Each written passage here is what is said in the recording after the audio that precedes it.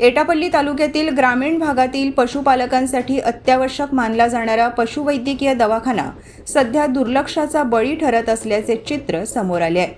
दवाखान्यात अनेकदा कुलूप लटकलेले दिसत असून अधिकारी व कर्मचारी नियमितपणे अनुपस्थित राहत असल्याचा आरोप नागरिकांनी केलाय. त्यामुळे जनावरांच्या उपचारासाठी येणाऱ्या शेतकऱ्यांना निराश होऊन परतावे लागत असून प्रशासनाविरोधात तीव्र नाराजी व्यक्त होत आहे. शेतीसोबतच पशुपालन हा ग्रामीण अर्थव्यवस्थेचा कणा मानला जातो. मात्र जनावरे आजारी पडल्यावर तातडीची वैद्यकीय मदत मिळणे कठीण झाले. गायी, म्हशी, बैल व शेळ्यांच्या उपचारासाठी पशुपालकांना खासगी डॉक्टरांचा आधार घ्यावा लागत असून त्यासाठी अतिरिक्त खर्च सहन करावा लागतोय. शासनाच्या सेवेसाठी उभारलेला दवाखाना वेळेवर उपलब्ध नसल्याने पशुपालकांची मोठी गैरसोय होत असल्याचे स्थानिकांचे म्हणणे आहे. शासनाकडून लाखो रुपयांचा खर्च करूनही नागरिकांना मूलभूत सेवा मिळत नसल्याने संताप वाढत आहे.